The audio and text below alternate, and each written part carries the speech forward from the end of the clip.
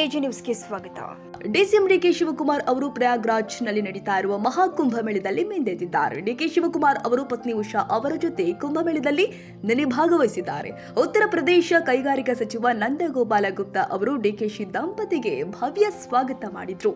ತ್ರಿವೇಣಿ ಸಂಗಮದಲ್ಲಿ ಡಿಕೆಶಿ ದಂಪತಿ ಪುಣ್ಯ ಸ್ನಾನ ಮಾಡಿದ್ರು.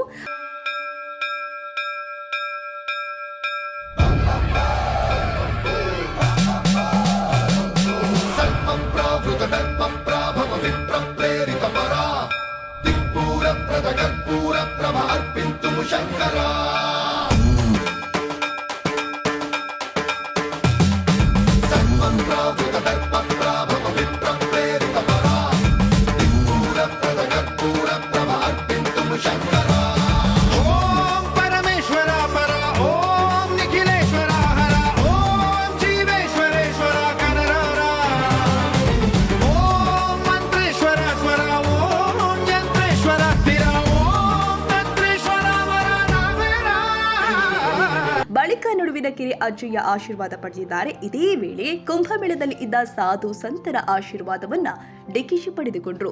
ಆಧ್ಯಾತ್ಮದ ಕುರಿತು ಸಂತರೊಟ್ಟಿಗೆ ಚರ್ಚೆ ಮಾಡಿದ್ರು. 144 ವರ್ಷಗಳ ಬಳಿಕ ಉತ್ತರ ಪ್ರದೇಶದ ಪ್ರಯಾಗ್ರಾಜ್ನಲ್ಲಿ ಮಹಾಕುಂಭಮೇಳ ನಡೀತಾ ಇದೆ. 45 ದಿನಗಳ ಕಾಲ ಕುಂಭಮೇಳ ಜರುಗಲಿದೆ. ಕನ್ನಡಿಗರ ಮೆಚ್ಚಿನ ನಿಮ್ಮ ಎಜೆ 24/7 ನ್ಯೂಸ್ ಕನ್ನಡ ವಾಹಿನಿ ಇದೀಗ ಟಿವಿಯಲ್ಲಿ ಲಭ್ಯ. ನೋಟಿಸ್ ಕೊಟ್ಟಿದ್ರೆ ವಾಪಸ್ ತಗೋತೀವಿ. ಇವತ್ತು ವಕ್ಫ್ ಪ್ರಾಪರ್ಟಿ ಅಂತೇಳಿ ಬರ್ತದೆ ಅಂತ ಹೇಳಿದ್ರೆ ರೈತರ ಬೀದಿಗೆ ಬಂದು ಏನ್ ಮಾಡ್ಬೇಕಾಗತ್ತೆ? ಯಾರು ವೋಟ್ ಹಾಕಲಿಲ್ಲ ಅಂದ್ರೆ ಗ್ಯಾರಂಟಿನೆಲ್ಲ ಸ್ಟಾಪ್ ಮಾಡ್ಬಿಡ್ತೀವಿ.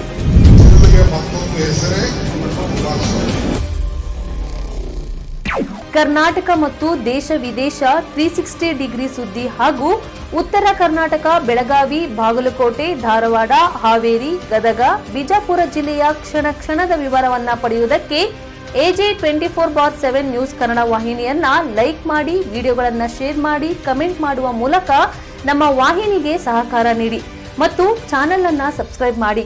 ಧನ್ಯವಾದಗಳು.